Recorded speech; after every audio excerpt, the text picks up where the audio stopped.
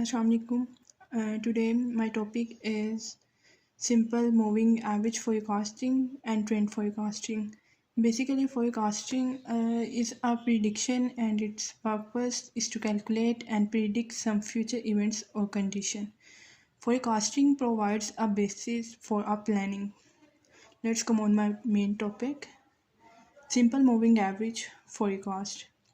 A moving average is a technique to get an overall idea of the trend in a dataset.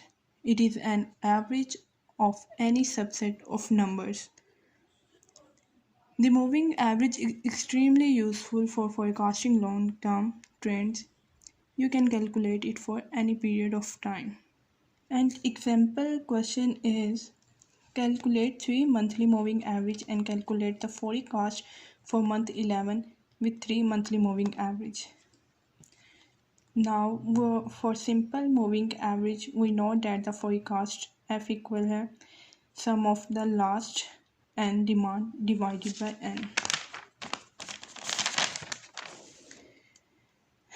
The demand for an item is observed for 10 months and have been recorded as below.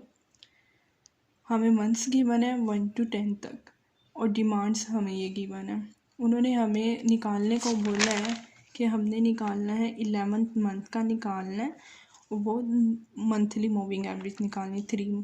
इसके base पे हमने ये 11 month का निकालना है. तो हम सबसे पहले कैलकुलेट करेंगे फोरकास्ट डिमांड करते हैं. तो जब फोरकास्ट के लिए हमें चाहिए होगा कि हम ये लास्ट 3 जो एक्चुअल वैल्यूज़ होती हैं ना, उनको हम लेते हैं, उनको ऐड करते हैं और उनको फिर 3 से डिवाइड करेंगे. और जब करेंगे तो हमारा ये आ जाएगा 278. तो ये हमारे पास आ गई 4 की फोरकास्ट डिमांड आ गई. ऐसे जब हम 5 के लिए करेंगे तो ये वाले लास्ट 3 एक्चुअल लेंगे डिमांड्स, इनको ऐड करेंगे और फिर इनको 3 से डिवाइड कर देंगे. तो हमारे पास ये 5th फोरकास्ट डिमांड आ जाएगी.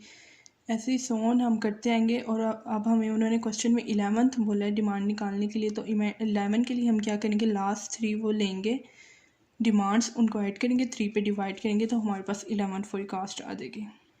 Next my topic is trend forecast. Trend line forecasting is a simple technique of estimating future values of a time series data by extending the trend line into future. इसकी हमारे पास example question ये है कि the number of new applications of private country club over the last 10 year is as follow. Calculate trend equation for this information, use it to predict next year number application. हमारे पास जो given है वो years given है और साथ applications given है. तो हमने निकालनी है फर्स्टली ट्रेंड लाइन निकालनी है. ट्रेंड लाइन जो हमारे पास है वो ये है. उसके लिए हमें ए और बी कैलकुलेट करना है. बी कैलकुलेट करने के लिए हमें इनके सम चाहिए होंगे. तो सबसे पहले हम इनके सम निकाल लेंगे. ये हमने ये सारा कैलकुलेट कर लिया और फिर फॉर्मूले में ये बी की वैल्यू पुट की जो हमारे पास नेगेटिव है. इसका मतलब है ये डाउनवर्ड स्लोप है, ठीक है, नेगेटिव स्लोप है, ये हमारे पास डाउनवर्ड आ रहा है. उसके बाद हमने ए कैलकुलेट करने के लिए हमने पहले ये वाई बार टी निकाला और फिर टी बार निकाला. तो हमने ए की वैल्यूज़ निकाल ली. उसके बाद ट्रेंड इक्वेशन हमारे पास ये आ गया.